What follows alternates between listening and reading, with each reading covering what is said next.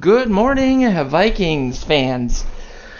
That's a little too excited, Joe. They lost. I know. I just literally just got done rewatching it too, and it was even more disappointing the second time around. I'm your host, Joe Johnson, owner of PurplePTSD.com, VikingsTerritory.com, and I'm here with Mr. Joe Oberly, who is the editor of Purple PTSD and Vikings Territory, as well as a writer for the Sports Post. And who is a morning Joe in morning this morning. Yeah, MOURNING. They didn't show up, dude. I mean, they showed up, but, and they had moments and they were so few and far between. Holy buckets. That was, yeah. Not what we expected.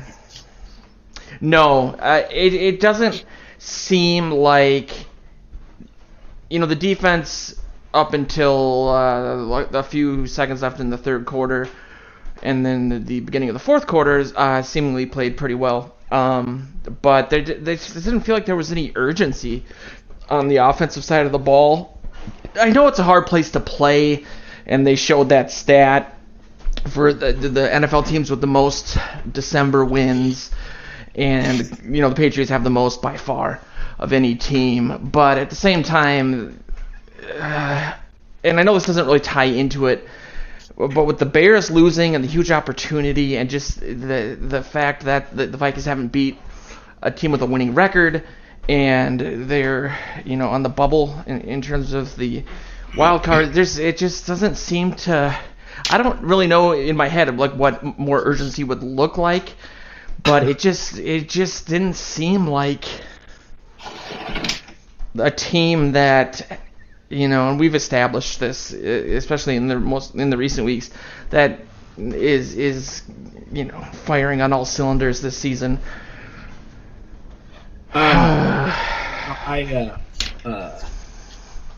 guess I'm sure they would say it, or what's his face, Zimmer would say it, and the players would agree that they don't pay attention to that. They only pay attention to themselves. And truth be told, the Bears game was still going on in overtime when the Vikings started. So they're not paying attention to that. They got too much on their plate, just trying to stop Tom Brady at Foxborough. So.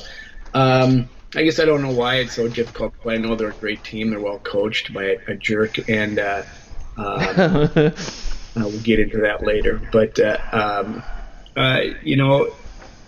you can't go to the NFC title game previous season and then go out there on another big stage, potentially one of the best teams in the league, and just play almost fearful. Yeah. Reactionary. You can't just sit there and, they just walked down the field the first series like the Vikings had not even, woken from their long winter nap yet. Yeah. But, that puts you in a hole, and then you're on your heels the whole game. You're battling uphill. I mean, they played great to tie the game up to that point. I mean, those two drives. I mean, they should have scored on the second one. Yep. Touchdown, and instead they're playing uphill the whole game, and even when they tied it, you just think, well, okay, now we got to give the ball back to the Patriots, and they march right down in no time flat and score. And it's like, yeah, there's no way. As I started out my game wrap, I said this team's not ready for prime time, no matter how many times the league puts them in prime time, because you have to be able to compete. And that last half of that game, quarter of that game, they didn't compete. They just didn't. They looked like against Philly last year, like, oh, this is clearly a better team we're playing today, and so we're going to get beat, so that's okay. I mean, I saw Harrison Smith throw his mouth guard in disgust in the end zone after I think the second touchdown they scored in one in the last quarter. And I guess I'm glad to see that, but I guess I'd like to see it from the rest of the team to just put up a wall at some point and say, nope, we're tired of being also-rans. We're good enough. We're supposedly talented. Let's stand up to this team. But, yeah, it seemed like I think it was Buck who said it, either going into halftime or coming out of it, that the Patriots were dominating the game, but the score was really close. But when the Patriots needed to, they seemingly were able to impose their will, getting those 14 points on, I think, back-to-back drives or something close to it. It just seems like, I don't know. I mean, what do you attribute this lack of coming through in prime time, or just this entire season just having... They're not good enough, Joe. They're not good enough. They're just not. I will give them the benefit of the doubt with these excuses. New OC, new quarterback. Okay, you get a little bit of a grace period there. It should be over by now, but they're clearly not on the same page in the coach's room, because Zimmer doesn't know what's going on the offensive side of the ball. And Cousins is a decent quarterback, but he did not have a good game yesterday or Sunday. He looked discombobulated. Even when the offensive line had one of their better performances of the season, they gave him time. And I have to attribute some of that to what Zimmer said. And the guy likes the home run ball, and he seemed to be looking for it. Where's my security blankets and Diggs and Thielen? Oh, one of them's covered by a really good receiver, and he's got a hurt knee, and the other one's double covered the whole game. So he's going. It's like, Kirk, you have to adjust. You have to become Drew Brees and get the ball out. I mean, even Brady was doing that. They had I'll talk about this later, but zero sacks and one quarterback hit, and it's like, come on, it's because he's getting the ball out, and Kirk Cousins obviously does not. He wants to go through all his progressions and then find the best guy, which is Treadwell. But anyway, I attribute it to them maybe not knowing each other well enough yet, on that crucial relationship between offensive coordinator and quarterback. And they don't know who they are on offense yet. They don't have an identity. I mean, for Cousins, it's throw it to those two guys, and usually they're open, but they're both a little bit dinged up and wearing down.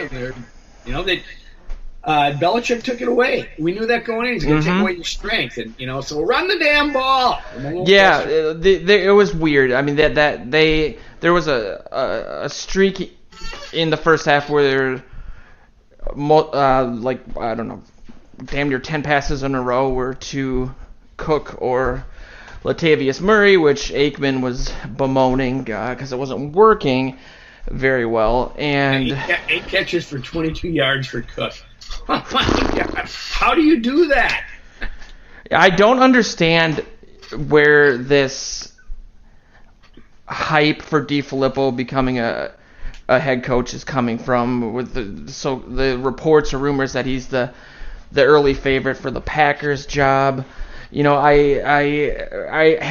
really, in the history of owning Purple PTSD and then in the last year owning Vikings territory, I've never received any messages from fans after a game through the contact us email at the bottom of the sites, and there was 4 of them about either one was fire Spielman and the other 3 were fire DiFilippo. Well, that was all over the chat on Sunday too. It's all they was doing: fire DiFilippo, fire Spielman. There goes $28 million and Kirk Cousins to waste. It was on and on and on, and it's all over the place. I was on Purple for the win last night and was out there this morning with Andy Carlson. Thanks, Andy. It was a lot of fun. But we were talking about this, and I said, that's some of that's talk for DiFilippo as a head coach has got to. You'd think cool if they're paying attention here, but. Because it's not yet working here. I'm not ready to throw in throw in the towel, because I said a long time, early in the season, it's a 3-year plan. For sure, it's a 2-year plan because DiFilippo's supposed to be here for 2 years. But there's going to be a lot of openings. He's going to get a chance, and I've heard that talk about him going to the Green Bay, and it might be a nice marriage, him and Rodgers. But if I would love for him to get hired in Green Bay based on what we've seen. You wonder how that would mix, because I figured DeFilippo's got to go to a place eventually where there's a young quarterback and they can grow together. Whereas, clearly the man in Green Bay is Rodgers, and he's getting a new head coach because he wants more control too. And money. So yeah, let's talk about that a little bit, because I saw an article this morning that talked about some of the strife between Rodgers and McCarthy, and how Rodgers has the just based on who he is, obviously, the right to audible at the line of scrimmage or before plays, and that he had been doing that a lot because he was really unhappy with the conservative nature of what McCarthy was calling, and that caused some friction early in the games, because McCarthy, I think the example was that McCarthy would call the same play 2-3 times a game, but Rodgers would audible out of it, and then it would take McCarthy kind of out of his play calling groove. He wasn't able to really establish the game plan that he wanted, and that would get worse during the course of the game because they weren't seeing eye to eye. And I talked to a couple Packers fans, as I've mentioned, at McDonald's Liquor, and the response I got after the Cardinals game in a text was that the guy, and I don't know how much of this was in jest, but he thought maybe that Rodgers was tanking on purpose to get rid of McCarthy. That's how unhappy he was, losing to a team like the Cardinals at home. But what were your thoughts on just that in general, and firing him with a few games left? If that was a move to maybe give them a chance with there's going to be a few new head coaches next year, obviously. Maybe they wanted to get into that game early, or if they were just kind of fed up with everything. It just seems like a very unceremonious way to end a 13-year career. You can go either way on it. I wrote a story a couple weeks ago for the Sports Post about who's on the hot seat, and my number 2 guy was McCarthy. It wasn't a secret. He was having all those troubles there, and when you don't see eye to eye with the guy they just awarded the richest contract in professional sports to, that he's going to stick around. So who the odd man out here is, and so I'm sure that didn't help. You got a new GM. They like to bring in their guys. You saw Paul Molitor leave here this year after being the coach of the year the previous year because of a new general manager. They want their guy. And apparently you got to have comfort level in that regard, I guess. I don't know. But, McCarthy didn't seem too broken up about it. He probably saw the writing on the wall a lot earlier this season. He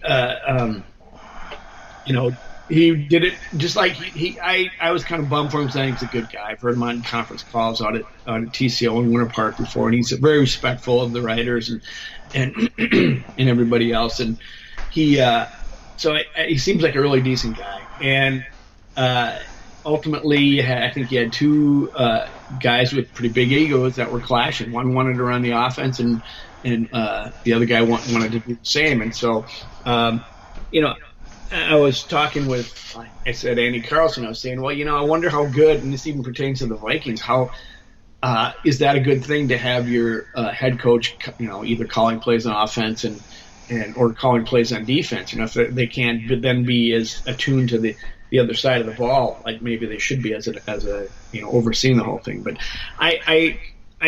first of all, I thought it was kind of a slap in the face like Zimmer did to let him go 4 days or 4 games within season remaining. But, that gives him a good head start on the jobs that are going to open up. He's probably going to have some interviews in or lined up, as before others, because, we don't know who else is going to be fired yet. So I've heard talk about him going to the Browns. Which might be a nice way to go, but I'll if you want to go head to head and toe to toe with Baker Mayfield, I don't know.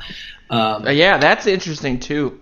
I don't know. I just think that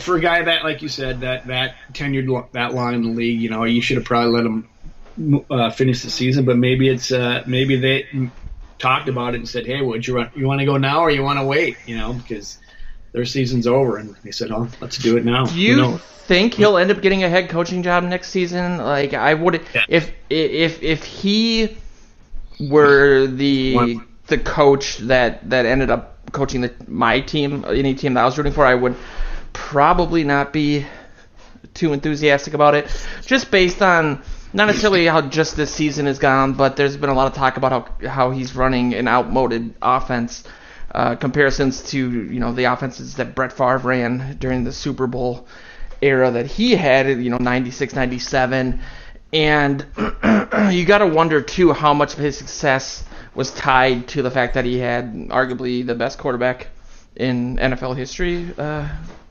think it all depends on your person and your abilities. I mean, if his system would fit who you got, you hire him. I mean, look at who's out there. I mean, are there any coaches that excite you? Maybe you want for a young quarterback coming up, you want a John DeFilippo as opposed to a Mike McCarthy. Maybe that's the way.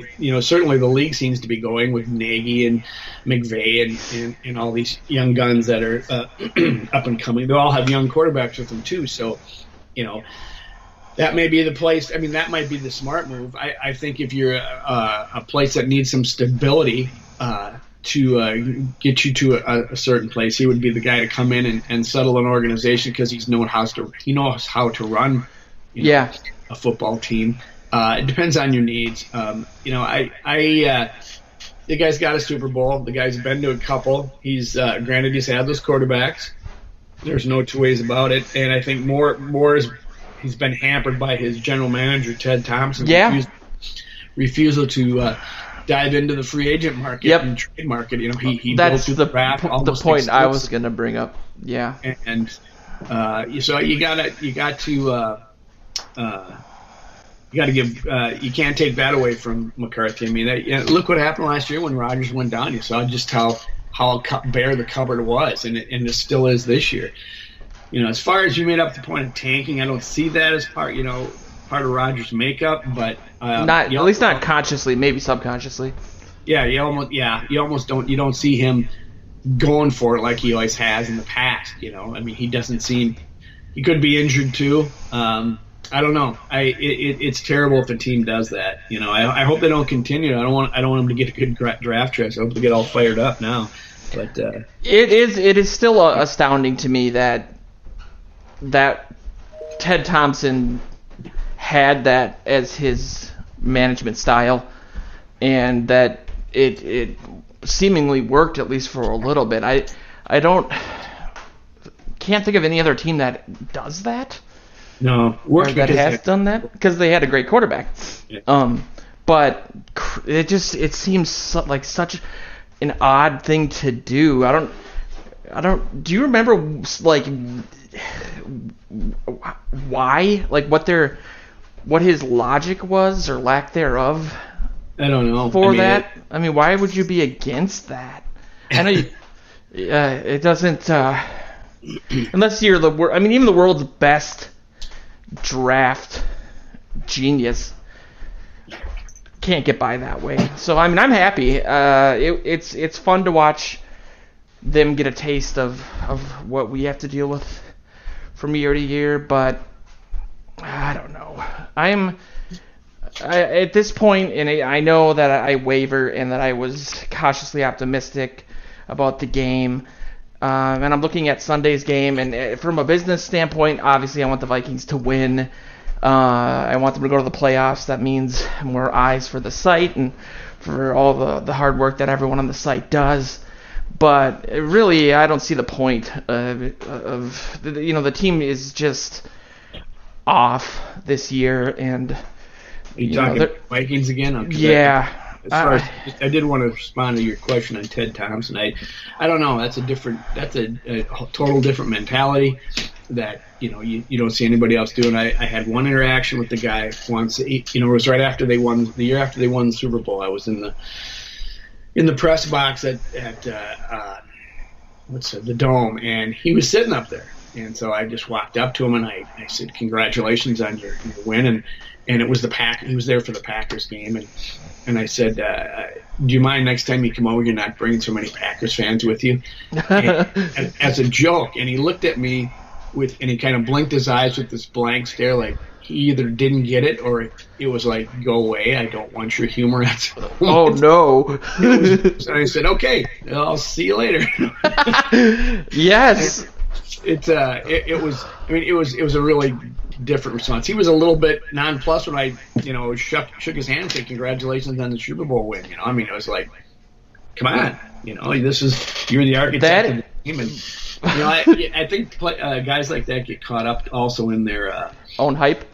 Well, in their own hype or their own plan. If it works, if it's successful, this should continue to be successful. You got to be able to adapt and change, and maybe that's what makes Bill Belichick so successful. And I think Zimmer's kind of learning that stuff, but he's an old school guy that's pretty, set in his ways about how he wants a team, run the ball and play tough defense and burn the clock and don't turn over, don't make mistakes. That seems to be his game plan. Well, the NFL is changing. I mean, if you saw that game between the Chiefs and the Rams, that young kid, Pat Mahomes, didn't care if he had a pick six, didn't care if he turned the ball. He just went right back out there and started slinging it. And it's like, I just sat back and said, wow.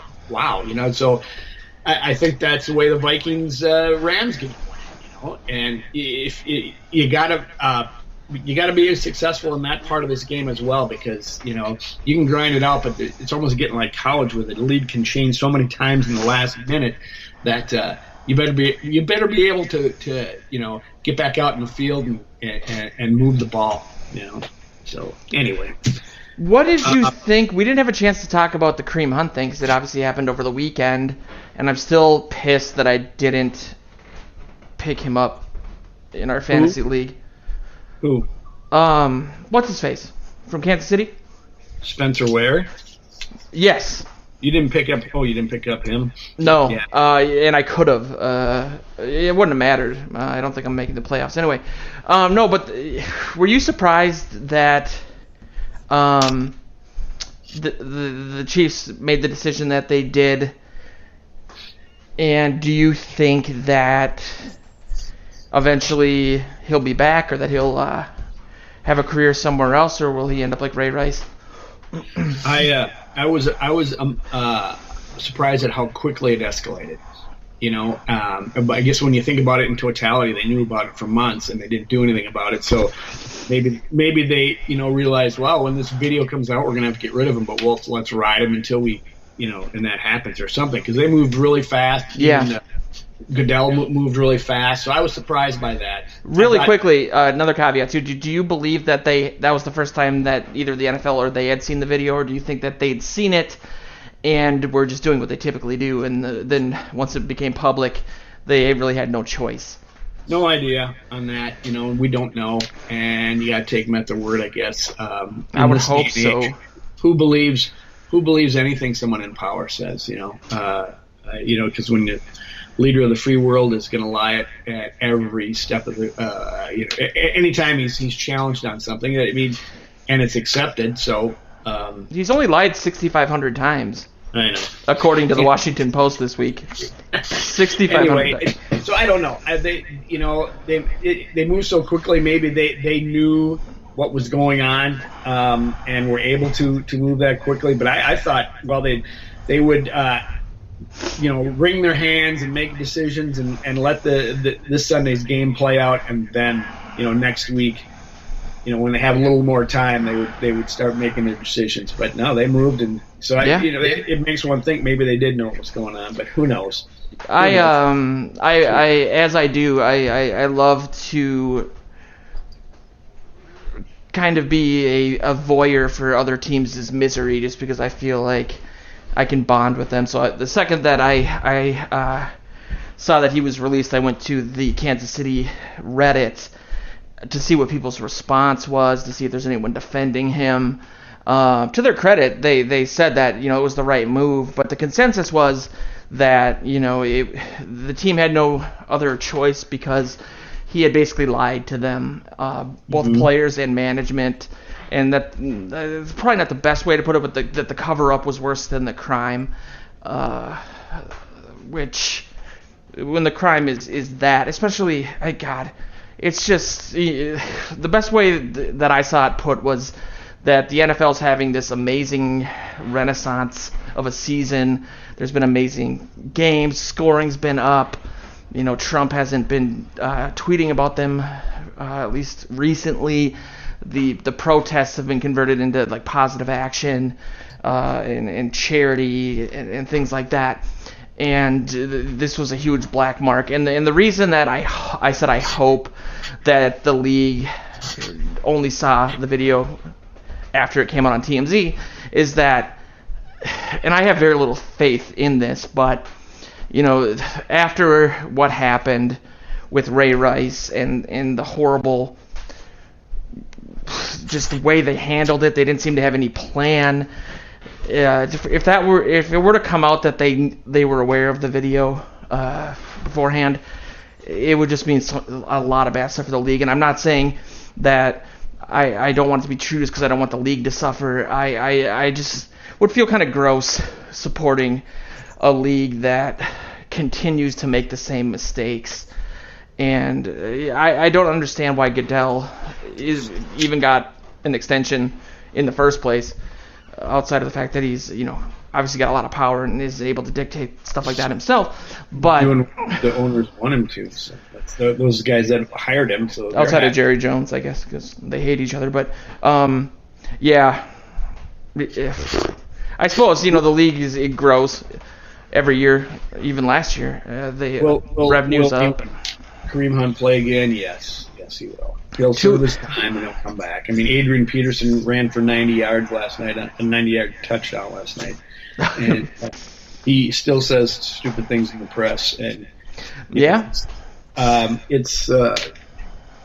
Ray Rice was at the end of his career. Nobody was going to take on that baggage with that maybe perceived lack of production. Kareem Hunt is a second-year player. He's an incredible talent, and he will serve his time and petition the league, and they almost have to let him back in if he serves his time. And so, right now I think there was a collusion among the owners not to pick him up.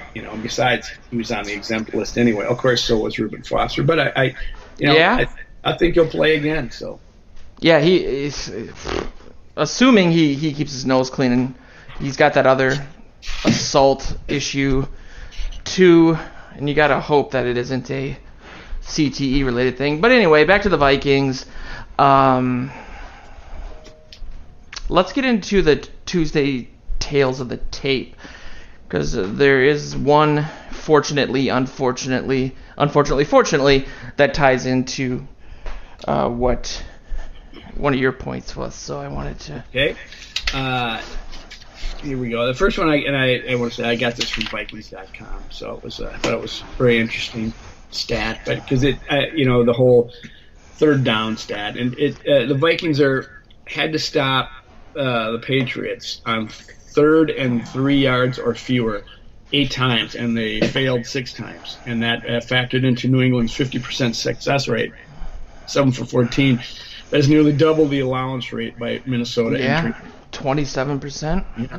The Vikings' offense, however, was just 3 for 12 on third downs, and Minnesota's average yard to gain on third downs was 7.7 yards, which is quite a difference than 3 or fewer. The Vikings had just 3 plays when they needed 2 or fewer yards and converted 2 of those. But everything else was 3rd and plus. So Minnesota was 1 for 9 on that. So it was just, that's where you're going to win and lose ball games, And the Vikings were always good on third downs because they're good on first and second down and not getting into 3rd and 3 or fewer. They usually defense. Yeah, they usually held them. So the reason why they've been so successful last year and this year is because they put the opposition into 3rd and long situations a lot, and that makes it that's going to increase your success rate. So, that goes back to my whole thing. Brady was getting the damn ball out there quick, and he was taking what the defense was handing him, whereas opposed to Cousins, who I think was looking for, his bigger plays downfield and didn't get somebody open. Anyway. Well, we talked about this last week, that Cousins had made a conscious effort to limit the mistakes by maybe not attempting to get the ball down the field or forcing it and then taking the shorter guaranteed yards. And I think the game would have been completely different. There was two passes that I think of that there was the Thielen where he just barely overthrew him, hit him in the hands, and that would have been a huge pickup. And then in the fourth quarter, the interception to Aldrick Robinson that should have been a touchdown if he just would have thrown it a little bit further. I'm trying to think of why the offense seemed just off. And, building off of what we said last week, I was really encouraged by that, thinking that, with how good Diggs and Thielen are, that they don't necessarily need those big plays because, they can just keep feeding them the ball. It certainly seemed like they were going to start the game, even though they didn't have, their first drive wasn't good, but, with Diggs having his knee swell up the night before, being a game-time decision, ultimately playing, getting a couple passes early in the game, I was somewhat encouraged by that, but I don't know. I can't really pinpoint why the offense just wasn't clicking. Having watched the game twice, I don't really know what the problem was there. Dalvin Cook seemed to be playing well. He looked faster than I think I've ever seen him. And granted, they schemed to take Diggs and Thielen out of it, but I think it's I don't know. Cousins is a Big Ten quarterback. I will say, and we'll get into this, but yeah, I'm a little disconcerted about my preseason credibility, going out on that such a MVP, limb for that. Yeah, oh my God, that one. Anyway, Vikings signaled out, or the Vikings, I should say the Patriots covered Diggs, blanketed him with this. The guy's name starts with a G. I don't know what the heck his name is, the defensive back, but he was a really good one and was all over Diggs. And they doubled Thielen, and that's how they made the team left-handed. Diggs was 5 catches for 49 yards, and Thielen was 5 for 28 in the TD. Take away team strength, and the remainder on the Vikings isn't enough to survive unless you actually use it, which is the running game. That goes into my next one. Dalvin Cook was 9 for 84 yards rushing and 8 for 22 receiving, which blows me away. That's a 9.3 average per carry for rushing and a 2.8 yards per reception average. So give them the damn rock. I mean, they were begging the Vikings to run the ball. Yeah. They said, we're going to take away these two guys, and you can throw it to Rudy underneath, fine, which they didn't do enough of. And, they were that run by Diggs or Cook that set up the field goal. It was so wide open. I mean, he got past the first player in the line, and they opened a nice hole, and he had all kinds of room to roam. I mean, what an asset when you get him out in the open and give him the ball. It's amazing what he can do there. So, why not try to design something to do that more? And God, I say this every week, but I'm going to say it again. Would you please get Cousins out of the pocket? I don't care if he's comfortable or not. Mm-hmm. He's got to start learning to, because we've got the Vikings have the running, or the offensive line that they drafted these players as smaller and quicker and more athletic to get out there and protect out there and do some things. I mean, you get Elflein out there, running interference for Cook or somebody or anybody, it's going to work. But I mean, Cook, like I said, Cook to me looked more explosive and dangerous than I think I've ever seen him. Especially, definitely this year. And early in the game, it seemed like the Patriots didn't really have an answer for it. And it's borderline embarrassing when you have announcers saying things like, I understand that there's been a lot of negativity around the play calling for the Vikings, and a lot of that hasn't been warranted because they've just been in games and scenarios where they have to throw the ball 60 times. But I think it was Aikman that said at the end of the game, this game wasn't one of those, and the run game was having success, and for whatever reason they moved away from it and just almost solely focused on airing the ball out, and it wasn't like the Rams game where the score dictated it. Thank you. I was going to say determined it. At all, and they weren't really having any success with it. So, again, not to keep belaboring this point, but I just don't understand what DeFilippo is doing, especially for a guy that was so defensive about not running the ball enough and coming out and saying, "Oh, no one wants to run the ball more than I do." Slow the game down a little bit. Open up, maybe open up the passing with some play action, like you said. Get Cousins out of the frickin' pocket. It's just. Well, what's even more confusing is that Zimmer doesn't know what's going on. That to me is befuddling. Is that he's frustrated with. I'm not going to say frustrated because he has not shown frustration, but he's taken his little digs in the last couple weeks about too much volume, not enough. Did you run the ball enough? No, he says, very pointedly, and he says DeFilippo's doing a good job. He's not doing a great job. He's doing a good job. I can almost see this marriage ending after 1 year, and Kevin Stefanski stepping in because there's some talk that that's who Zimmer wanted in the first place, and this is somebody else. This is somebody else's. I don't know that.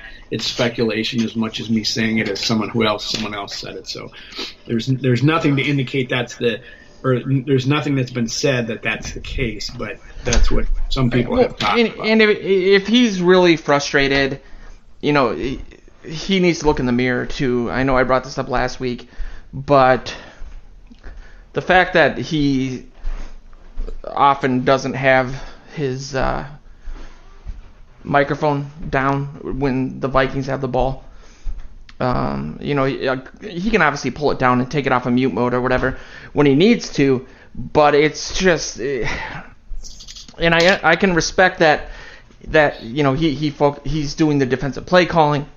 That's a huge responsibility that he respects DeFilippo or Shermer enough to let them do that. But I mean, as a head coach, your job isn't. It's still his responsibility, and to get to this point of the season where the team's a half game out of being 500 and struggling really on offense as it has for weeks now. Something's got to give. Well, how does that work, though, Joe? How does that work where you all of a sudden, you throw another pass and it doesn't work, and you pull down your microphone, you scream, "Run the damn ball"? Maybe even if the situation doesn't dictate it. Do you? What if it's 3rd and 12 and you're pissed off and you say, "Run the damn ball"? That's wrong. So you can't do that. And I'm sure. Well, you would think though that as a guy who is known as a defensive guru, that he would have some input in regards to what he's seeing from the defense. I'm sure he does. This is what I was talking about. With Andy Carlson was saying, well, how good is it? Andy made a nice point. Was that it's easier for an offensive coordinator by career or by experience to come in and be a head coach and still continue the plays, even though we just saw Mike McCarthy get fired in Green Bay, but. Because he can dictate, whereas a defense has to respond. The defense has to respond to what's out in front of them, and so I think a different mentality can allow an offensive coordinator to call plays and be head coach a little bit easier than it can be a defensive coordinator. So you don't see a lot of them. So maybe this is, and he said it yesterday. Zimmer did that. Maybe I got to start giving George Edwards more. Ability to call plays, and he just becomes this guy that's over the top. I mean, he's got to know a lot about offenses because he's had to scheme to stop them for years. But I'm not sure I want Mike Zimmer calling my offensive plays, though. No, not at all. But having, not to say he doesn't have some input, but it just seems like And maybe I'm reading too much into what I noticed. Yeah, essentially. But yeah, you would think again that he'd be able to notice a few things as the game progresses, and I'm sure he does. It just seems odd to be that. It just seems odd to me that he seems to be so hands off on it that when he comes to his presser after the game, he's making these comments, and it's like, you should be all on board with what's going on, what your offensive game plan is. Comments like I know you mentioned good, not great, but like he didn't say that. He just said good. He didn't say not great. I said that, but yeah. No, I'm just saying, you got to go into this game and be sold from your offensive coordinator what you want to do, and then if you got to make adjustments at halftime, make them and say, okay, we got to run the ball more this half, or we blah blah blah something, and then live with it, and then don't either that. If you're that hands off that you're kind of discovering as we are what the offensive game plan is, to me, there's something amiss there. But big time. And there's a lot of you delegate as a head coach, right? But that seems like he's completely foregoing any responsibility on the offensive side of the ball. Yeah, and it seems like he's been doing that. That's been his MO. Back to Norv Turner, but Norv Turner was him or the highway. He was, and he when Zimmer tried to exert some there, I'm not sure that he was able to, because talk about old school, Norv's even older than that, and right now we're finding out that they're starting to let coaches go out in Carolina, so who knows how long Uncle Norv's going to be there too. So, yeah. So much for the good start they had. Yep. There's a ton of opportunity in the NFC this year. Outside of the Saints and even the Saints. Losing to the Cowboys. Outside of the Rams, really. Cowboys are all of a sudden pretty good though. You got to. Their defense. That was the first game of theirs I watched this year, the Saints game. But their defense looked scary good. Yeah. Luckily, for whoever has to face them, Dak Prescott's got a little case of the Kirk Cousins-y in terms of holding on to the ball. So, what was the next one? I got a couple more. I'm sorry. I got two more to kind of go on the defense. 0 sacks and just one quarterback hit. I let that sit for a little while. You're going to give the GOAT that kind of time expect to win. That ain't happening. And the Vikings gave up another defense. So they gave up 160 yards rushing. The Vikings were, with this game factored in, are ranked 7th, giving up 99.2 per game. Was the defense even in attendance on Sunday? My goodness, they couldn't stop the run. They couldn't pressure the quarterback. Brady could throw the ball just about wherever he wanted. So it was, they had a couple moments here and there, but generally that was not a good performance. That first drive was really a bad sign for what was going to happen. Those back-to-back first downs. Yep. That seemed like blown coverages, and I understand that Brady was getting rid of the ball quickly, and that they were getting healthy on the offensive line too. But they haven't been great at protecting him this season, and it's borderline, I don't want to say unforgivable, but to have the personnel on this defensive line, the money they've put into it, the draft picks, and to have that be the result against one of the more statuesque guys. I mean, it took, over 550 rush attempts for Brady to crack 1,000 yards? That's 2 yards per attempt? The new record that he broke? My eyeballs with people talking about that stat. Who freaking cares? Yeah, it was... they had this weird prepackaged thing with Barry Sanders on TV, but yeah, you'd think that if this defense was championship caliber, that there would have been something more to the way the game especially ended. I know that Trey Waynes was out and Xavier Rhodes was banged up. Marcus Sherrills was in there, for crying out loud. That's I said on the chat, Marcus Sherrills, oh no. That's never a good sign. Immediately gets torched or misses a tackle on Josh Gordon, and it's like, oh my. I mean, Brady knows what's going on. Yeah, that was a huge liability. You got a rookie and the opposite of a rookie, a small guy who's not played that much. That was our cornerbacks at one time, Holton Hill and Marcus Sherrills. My goodness. Yeah. Not good to have those guys against Brady. I mean, you're just not going to win. Yeah, and Barr didn't have a great game, per usual. But yeah, again, this team it's not clicking, and you feel like if this was last season, that the defensive line, it would have been a completely different set of circumstances, because the Vikings did have obviously every opportunity to win this game. The Patriots weren't playing lights out by any stretch of the imagination. Nope, and the Vikings, though, I agree with Aikman. They're outplaying the Vikings. Oh, big time. But they didn't feel like this unstoppable force. No, you're right. It was close for longer than it probably should have been, but there it is. The Philadelphia game last year, and that's where the defense actually the second half of the Minneapolis Miracle Saints game last year, the defense has not been its lights out self. Going into this year, they've played better, but not against really good opponents. I still haven't beat anybody with a winning record. They get a chance on Monday against Seattle for their lives. If they lose this one, it's over. They're not going to make the playoffs, so they have to win this one. Must win game, Joe. Must win. Big time. And I am pretty down about the team right now. I'm not going to lie. I don't think they're going to stand a chance against Seattle, to be honest. It'll probably be relatively close, but there's just no fight in this team, apparently. And it's so... Harrison Smith threw his mouth guard in the end zone. Well, then we have Adam Thielen going at it with Belichick. Belichick telling him to shut the F up, which is one of my more favorite things that has happened this season.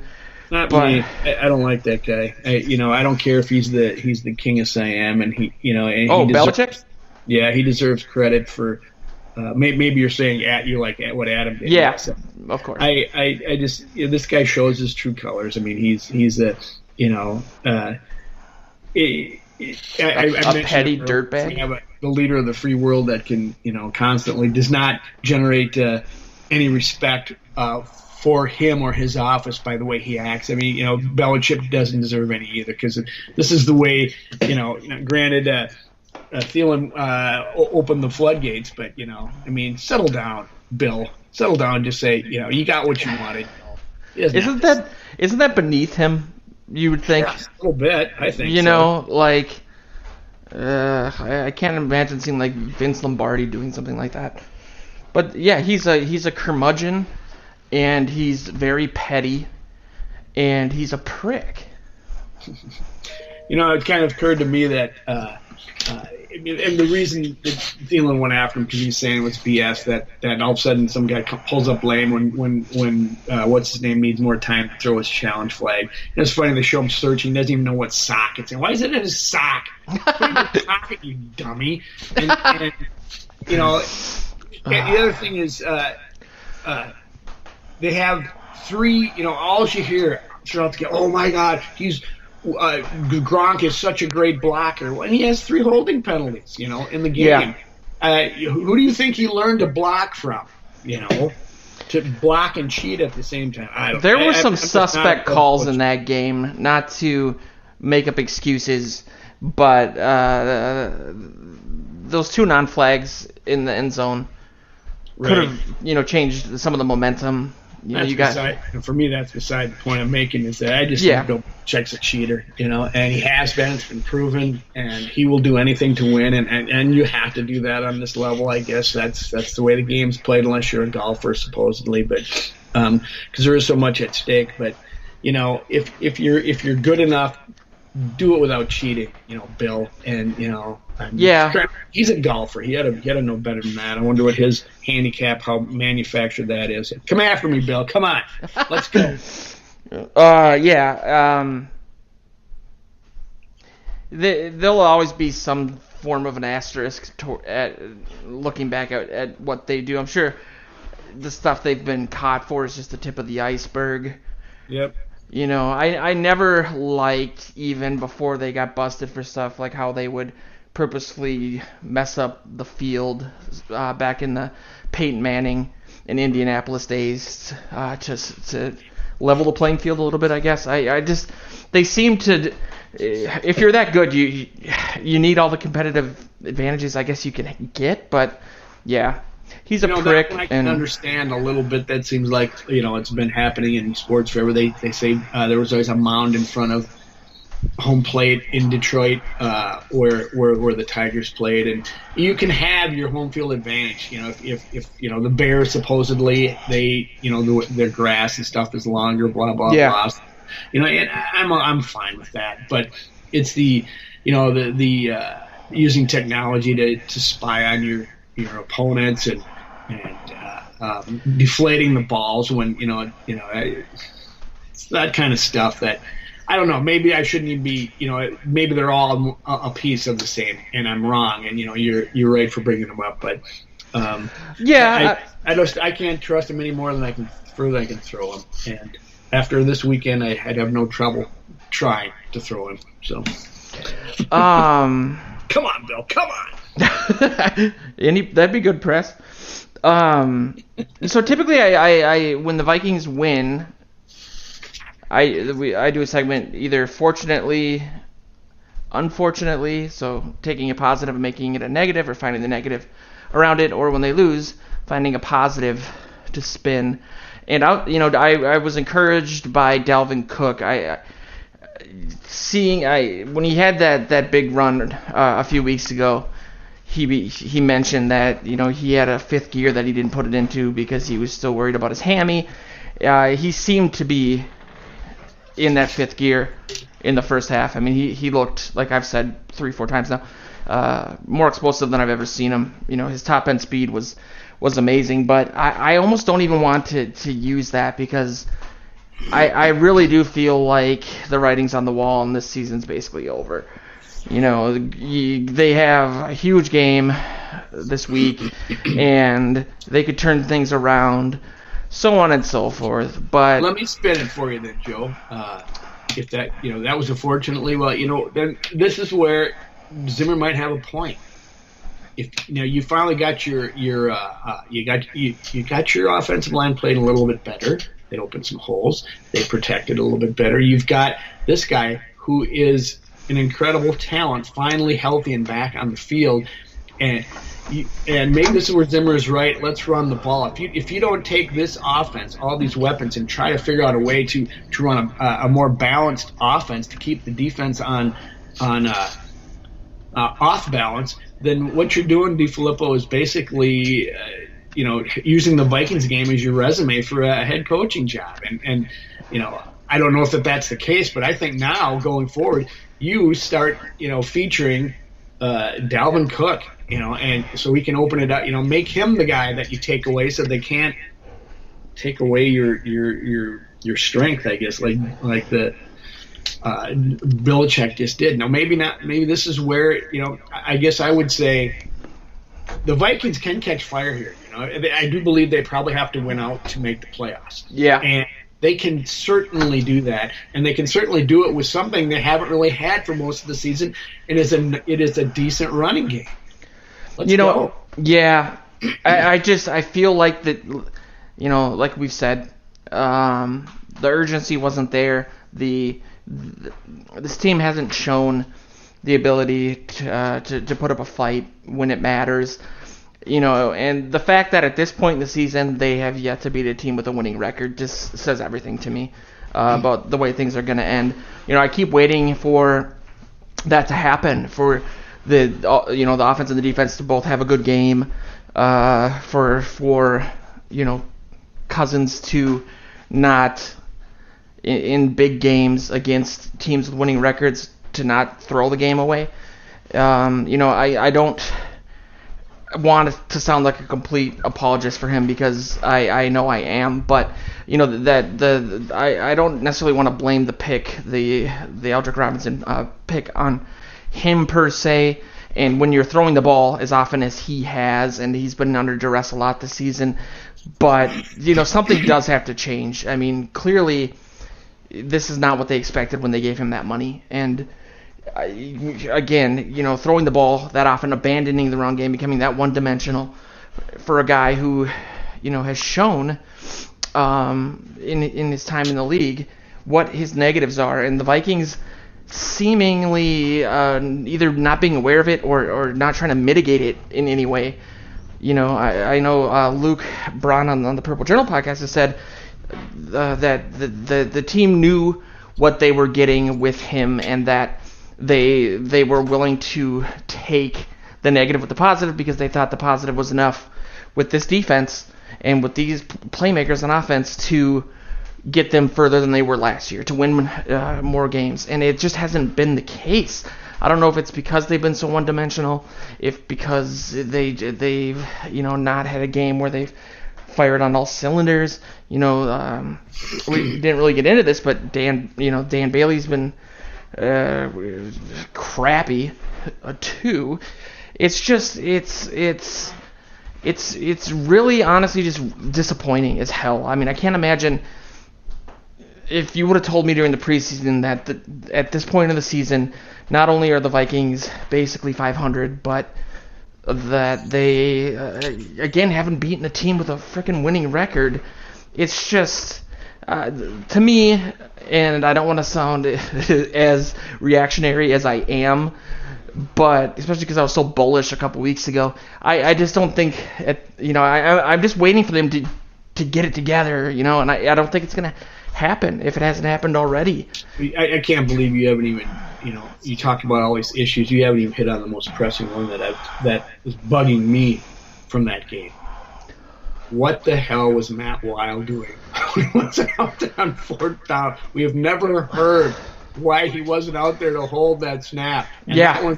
That was on him, by the way. You can't blame that miss on Bailey. I don't care what you say. Yeah, and you got to wonder if Prefer's time is up, because it's getting close. Because the special teams have not been an asset. They've at times hindered. Well, they certainly have. But that right there is reminded me of 12 men on the field. Unfortunately, it was 10 men on the field, and it. Yeah. I mean, he had to be out there no matter what, either a punt or a hold or a fake or whatever. He had to be there. What was he doing? Prefer was a holdover from the Leslie Frazier days. He had his problems with Kluwe, and I was sick on Sunday, so I actually slept through the game and watched it afterwards. And my dad actually woke me up, and he goes, "You should ask Chris Kluwe if a coach can ruin a kicker by getting in his head." I'm like, well, yeah, of course he can.